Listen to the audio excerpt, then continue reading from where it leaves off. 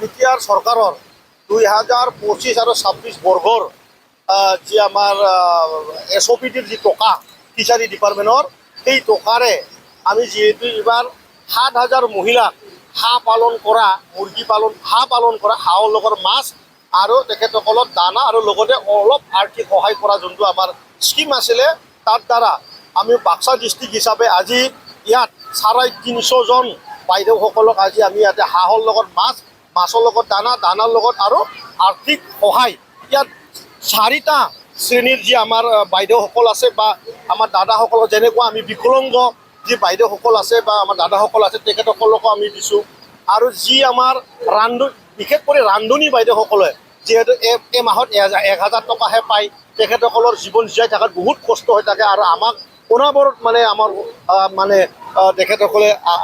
মানে ৰিকুৱেষ্ট কৰি থাকে ইয়াকে লৈ পেলাই আমি ৰান্ধনীসকলক যোৱা বছৰ 200 জনক বাক্সা ডিষ্ট্ৰিক্টত দিবলৈ সক্ষম হৈছোঁ আজিও তেখেতসকলক 100 জন আমি দিবলৈ সক্ষম হৈছোঁ তেনেধৰণেৰে কেটেগৰী কৰি পেলাই আমি 4টা কেটেগৰীত আজি আমি হাঁহ পালনৰ ব্যৱস্থা আমাৰ বিটিআৰ চৰকাৰৰ প্ৰমোদ বড়ো ডাঙৰীয়াৰ নিৰ্দেশ মৰমে আমি ইয়াত ডিষ্ট্ৰিবিউশ্যন কৰিছোঁ।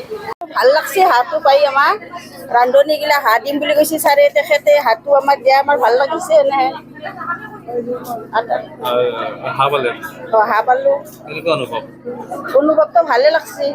এনেহে ছাৰে দিম বুলি কৈছিলে আগতে ছাৰে দিম বুলি কৈছে সেইমতেদি ছাৰে আমাক দিলা তাৰমানে প্ৰথমতে কাম হৈছে আগতে পাইছিল নে আগতে নাই পোৱা এইবাৰে প্ৰথম কোন ছাৰে দিছে ৰাকেশ ব্ৰহ্ম ছাৰে আমাক তেখেতে আমাক হাত দিছে তেখেতে কি ক'ব তেখেতক তেখেতক আমি ভোটটো দিম বুলি আৰু প্ৰতিশ্ৰুতি লৈছোঁ তাৰমানে তেখেতে আৰু আগলৈ যাতে সুবিধা পাই থাকে সেইকাৰণে ভোট দিব ভোট দিম তেখেতকে আমি ভোট দিম আচ্ছা তেখেতে ভাল কাম কৰিছে ভাল কাম কৰিছে তেখেতে আপুনি অকল পাইছে আৰু কোনোবা পাইছে পাইছে আৰু বহুতে পাইছে বহুত ৰান্ধনী পাইছে মানে আপোনালোকে যে আন্দোলন কৰি আছে আন্দোলন কৰিব না আন্দোলন আমি এইবিলাক যদি আমাৰ হয় দৰমহা হয় তেতিয়াহ'লে আমি আন্দোলন আৰু কিয় কৰিম আন্দোলন নকৰোঁ ছাৰে যদি আমাক আৰু সেই কৰি থাকে আমি আৰু আন্দোলন কৰিম আন্দোলন নকৰোঁ দৰমহাটো বাঢ়াই দিম বুলি কৈছে তেখেতে যদি কথা ৰাখে আমি আৰু আন্দোলন নকৰোঁ